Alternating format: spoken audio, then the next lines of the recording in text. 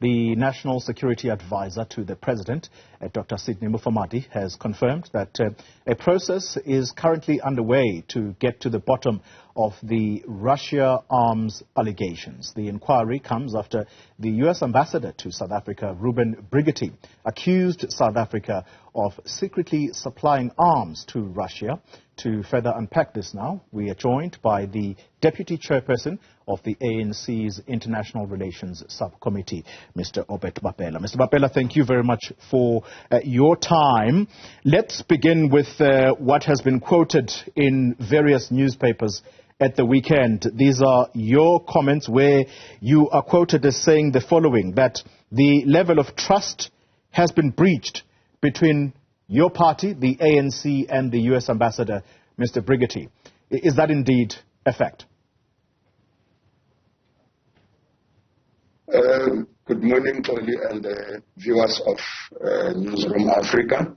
Indeed, the trust is broken, but obviously it can be fixed only if Ambassador Brigety can really tell us. I know that he has met with the Minister of International Relations, Dr.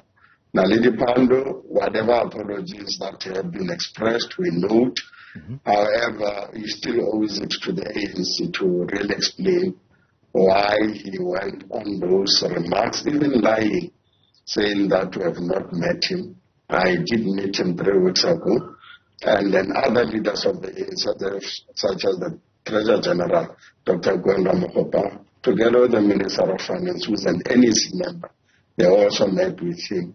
And then we did engage on the agenda matters that he wanted to raise with the ANC. And we're planning to meet him sometime next month, which we're going to engage on diaries. But there he goes, and it says that ANC has not been wanting to meet him, but also the remarks that the ANC is hostile to the US in general is not true. We do have ideological differences between ourselves and the US.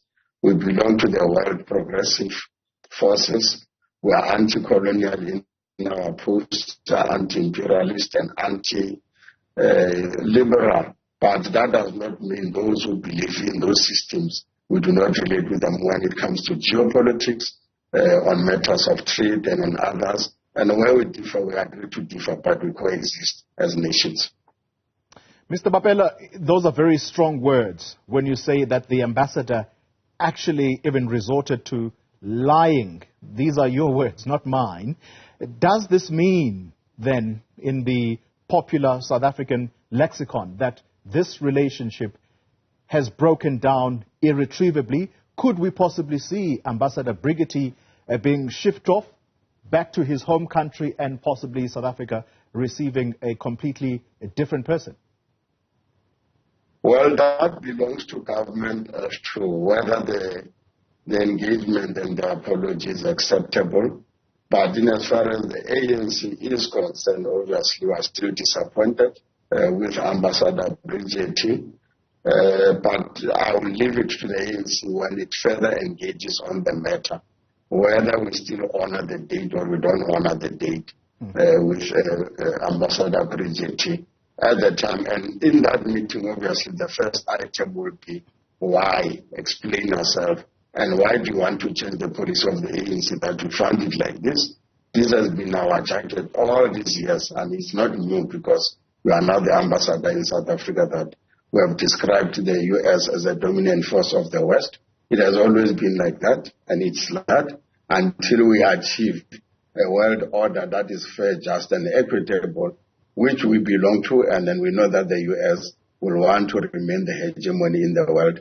And then really, since the Second World War, 78 years thereafter, we really want to then rebuild a world that is fair and equitable, and the rule of law applying equally to everybody. Yeah.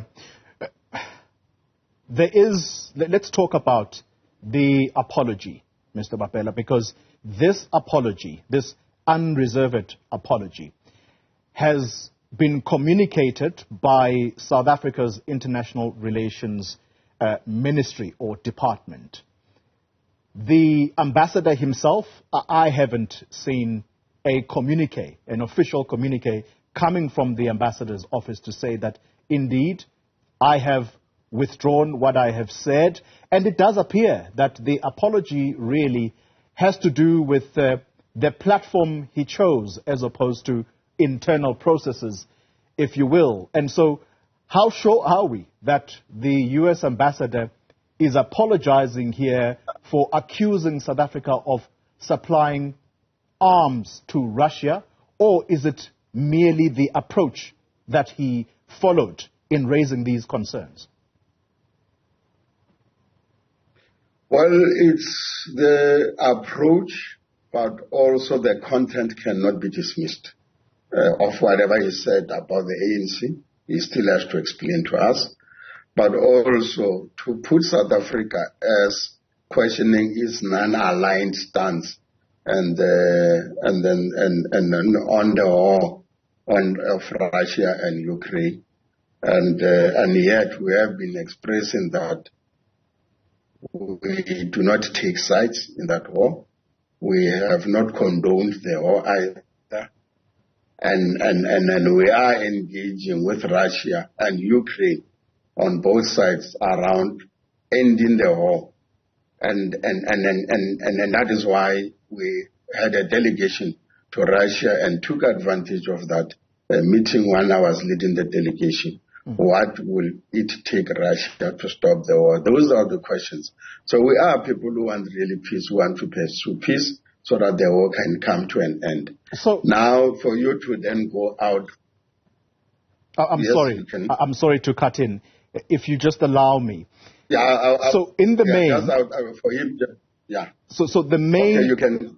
So the main accusation, Mr. Bapela, the main accusation clearly still stands that South Africa has or could have supplied arms to Russia.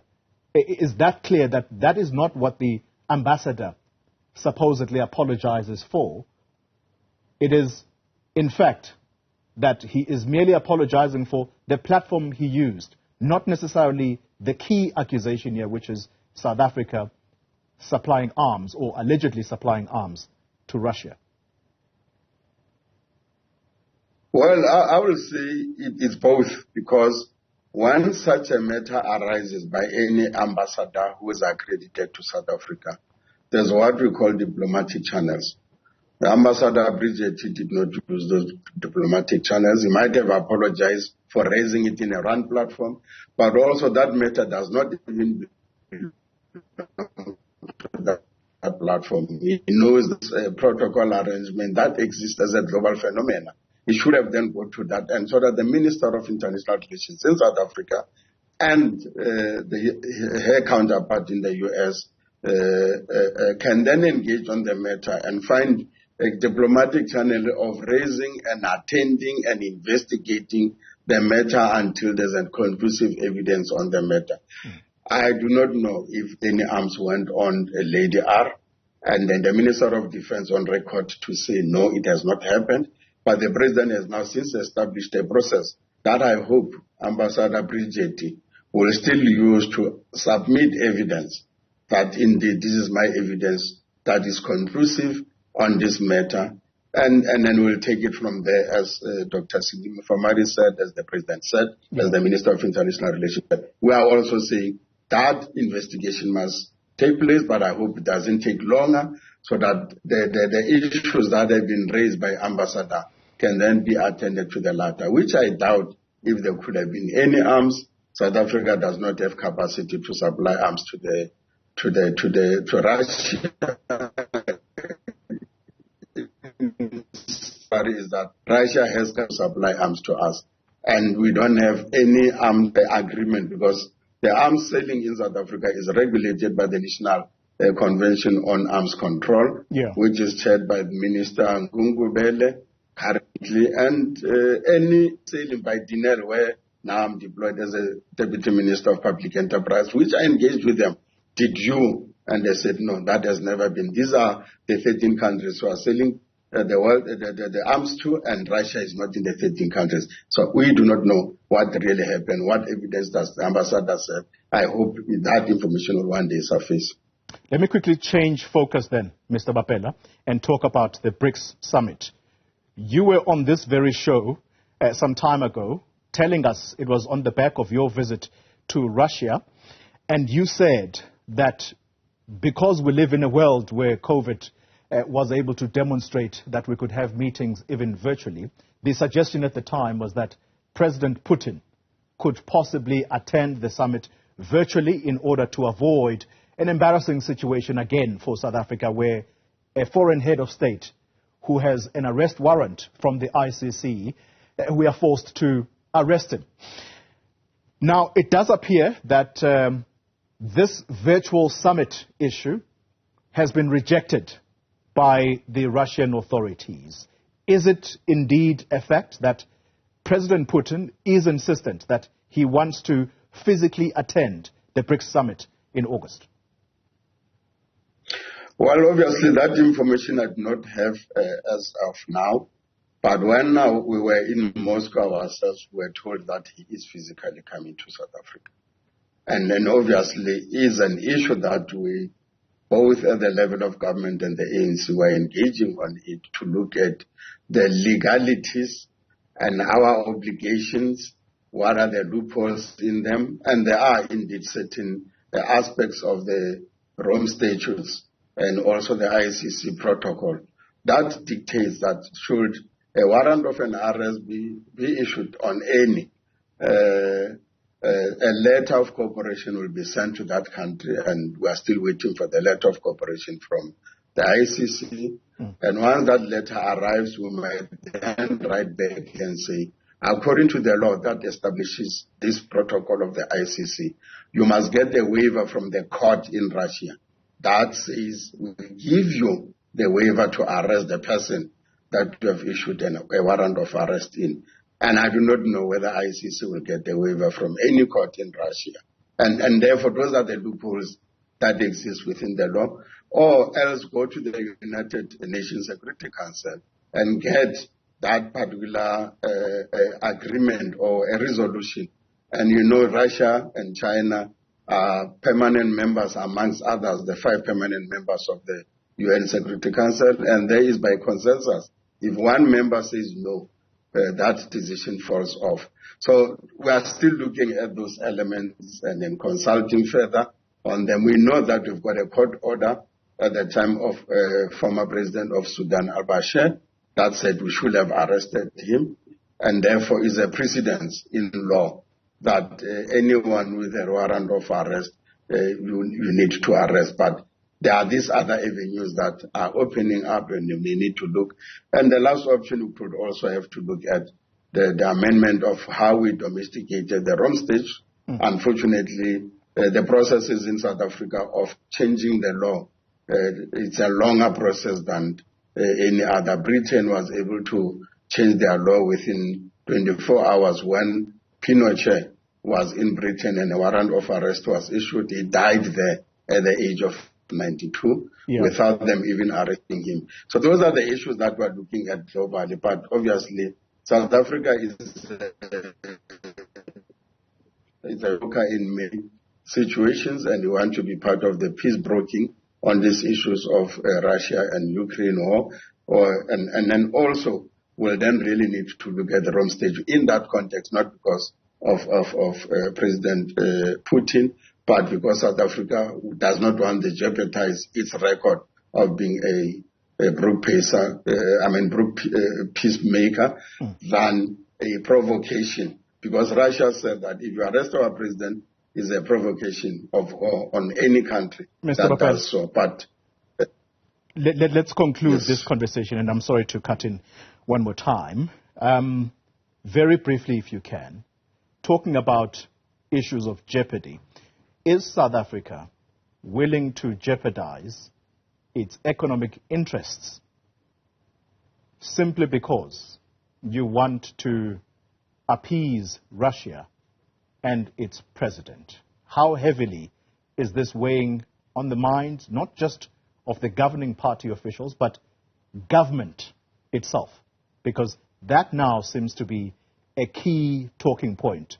The Minister of Finance seems to be talking at the moment in order to reassure the markets that the investment that America has in this country, not just America, but the European Union, those are our biggest trading partners at the moment.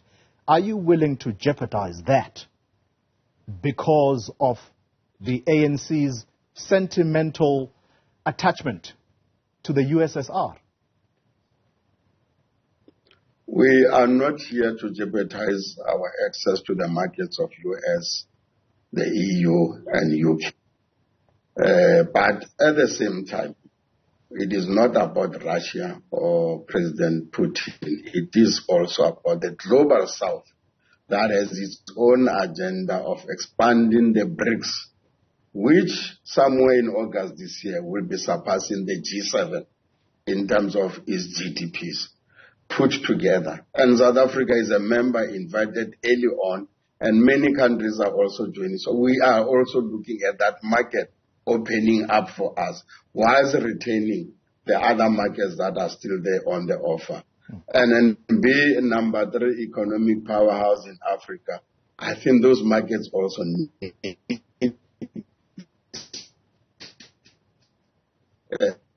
an organization as South Africa, the G20, which is part of the North Global program, joined by a few in the South, but then the BRICS being an expanded body that is growing phenomenally in the global geopolitics, and a developmental body with a bank, and also markets accessibility that will be opening up, including the market of Africa that we are now beginning to use and take advantage on the Africa Free Trade Agreements. Those markets have been sleeping giants and will be opening up on them, so that we are accessible to all the markets, including those that were already members, AGOA, the US, and then the Economic Partnerships Agreement in the EU and the UK agreement. So we are not jeopardizing anything. We still want to pursue them.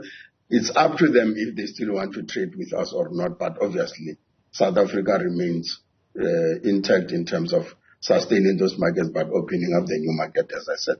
Obed Bapela, let me thank you very much for your time, the Deputy Chair of the ANC Subcommittee on International Relations.